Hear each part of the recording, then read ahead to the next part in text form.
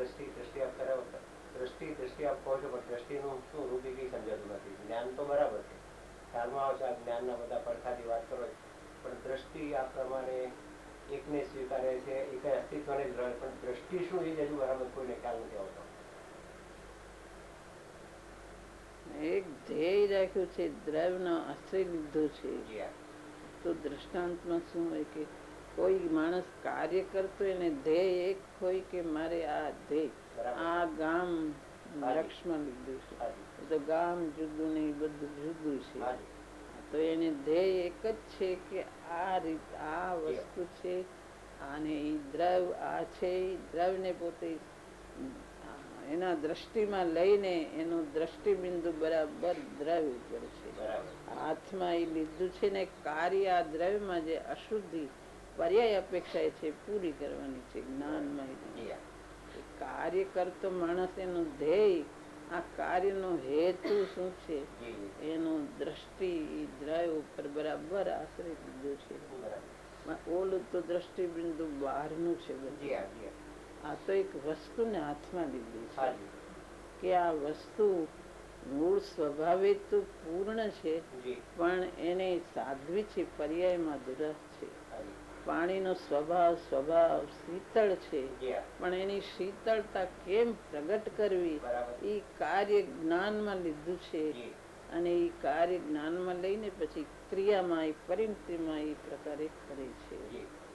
જ્ઞાન જાણે છે, પરિણતિ પુરુષાર્થ એ રીતે પોતે વાળે છે પોતા તરફ,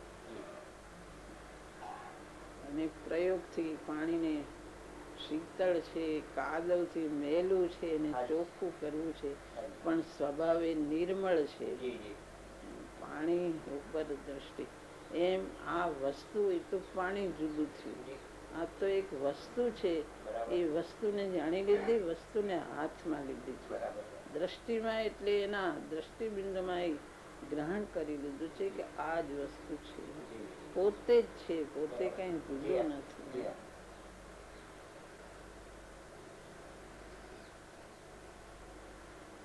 એ જો એને દ્રષ્ટિમાં આવ્યું ન હોય એ એટલું નિશ્ચય નક્કી છે કે આ જ દ્રવ્ય છે અને આ જ વસ્તુ છે. આ વસ્તુને ગ્રહણ કરીને પોતે આગળ કાર્ય કરે છે, જ્ઞાનમાં જાણીને એની પૂર્ણતા, ધુરાશ અને શુદ્ધતા બધું જ્ઞાનમાં એ બરાબર એને તોડીને બધું જાણે છે. એ પ્રમાણે એનું કાર્ય થાય છે. દ્રષ્ટિ એક ધ્યેય ગ્રહણ કર્યું છે, આત્માને હાથમાં લીધું છે. સાત્વિક હોય કોઈ વસ્તુ એની નિર્મળતા કેમ થાય, કોઈ વસ્તુ મલિન થઈ હોય એની નિર્મળતા, કપડું મેલું છે એને ધોવાનું કરવું નહીં, કપડું સ્વભાવે આ નિર્મળ છે એમ એવી રીતે એમ પોતે જ છે. આ તો બહારના દ્રષ્ટાંત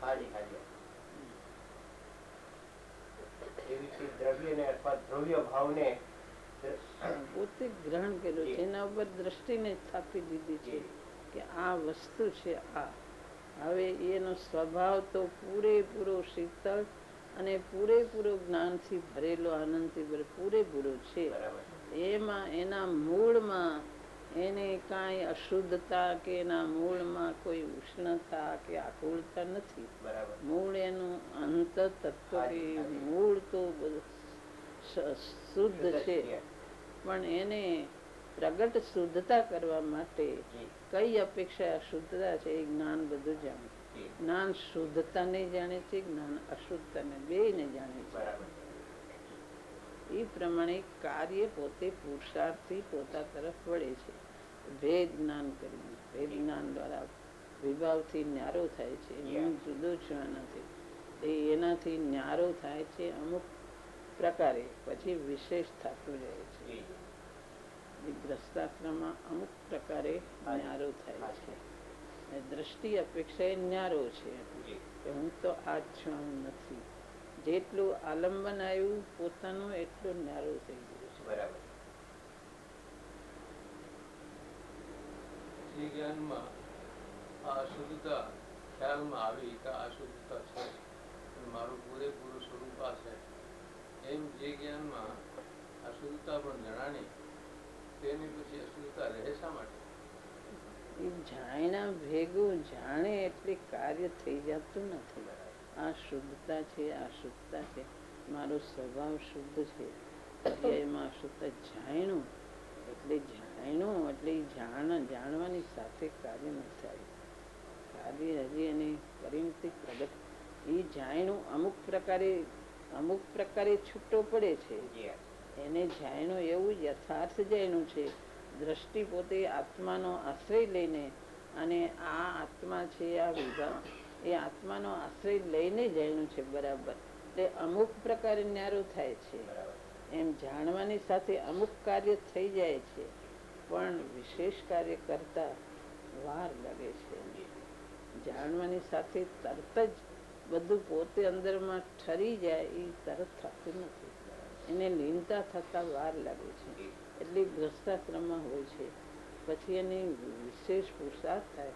એને પેલા ત્યાગ થઈ ગયો અંતરમાંથી કે આ બધું મારો સ્વભાવ નથી, આ ક્યારેય છૂટી જાય. બધી ભાવના એવી છે, પણ પુરુષાર્થ એટલો પડતો નથી. પછી એને જાણવા તરત થઈ જતું નથી.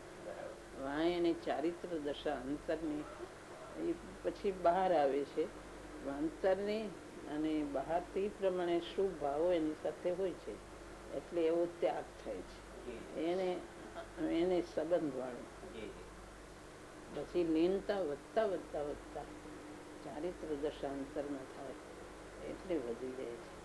એટલું જ્ઞાન માત્રથી એમ કહેવાય છે. એ જ્ઞાન કઈ જાતનું કે જ્ઞાન આ લીનતાપૂર્વકનું જ્ઞાન છે. લીનતાપૂર્વકનું જ્ઞાન હોય તો જ્ઞાન માત્રથી થઈ જાય છે, મોક્ષ થાય. કે ભેદ જ્ઞાનથી સિદ્ધ થાય. પણ એ જ્ઞાન ભેદ જ્ઞાનની ઉગ્રતા, એ ઉગ્રતામાં શું ચારિત્ર અંદર ભેગું આવી જાય છે. અને આ જાણવા માત્રથી લીનતા આવી નથી જતી. જે જ્ઞાનમાં આ અશુદ્ધતા રૂપે જણાણી અને આ રાખવાની રહેવાની નથી, આ મારું સ્વરૂપ નથી, એમ પણ જ્ઞાને નક્કી કર્યો, તો પણ આ અશુદ્ધતા એવો ચારિત્ર એટલો ચારિત્ર થયો છે, થોડું તો થયું છે. તો આ પછી ફરીથી એવા રાગમાં શા માટે ફસાય? એ એના પુરુષાર્થથી મંદતા છે. એને એમ થાય છે કે આ ક્ષણે છૂટી જતા, મારે આ કાંઈ નથી જોતા.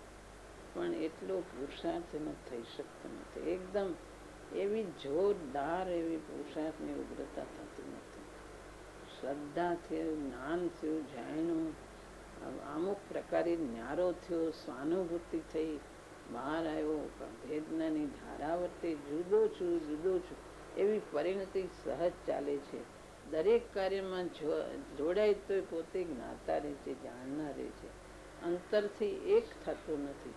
એવું જોરદાર ચાલે છે. તો પણ જેટલો જોઈએ એટલો પુરુષાર્થ થતો નથી. એ બધા અમુક જાતના જે રાગ છે, એ વિભાવો છે, એ એકદમ એના પુરુષાર્થની મનતાને કારણે છૂટી શકતા નથી. એમાં જોડાવા જેવું નથી. માને છે તો પણ પુરુષાર્થની મનતાને લઈને જોડાઈ લે છે. કોઈને એક ક્ષણમાં થઈ જાય છે અંતર્મૃતમાં શ્રીભૂતિ મુનિને, એ જુદી વાત છે. બાકી દરેકને પુરુષાર્થની મંદતા રહે છે. એટલે ક્રમે ક્રમે થાય છે. મુનિ દશા આવે, 6ઠી 7મી ગુણસ્થાને જોડતા હોય તો કોઈને તરત કેવળ જ્ઞાન થાય છે, કોઈને અમુક ટાઈમે થાય છે. ગ્રસ્તાશ્રમ છૂટી ગયો, મુનિ દશા આવી, 6ઠી 7મી ગુણસ્થાને જોડતા હોય છે તો પણ કોઈને તરત શ્રેણી માંડી દે છે, કોઈને વાર લાગે છે. પુરુષાર્થનું કારણ છે, બાળકનું કારણ. એમાં કર્મનું તો નિમિત્ત માત્ર છે, પોતાના પુરુષાર્થનું મંત્ર.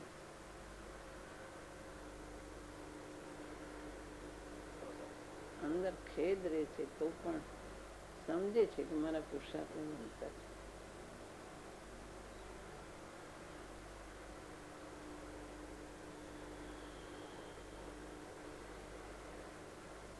દર્શનમૂર્તિ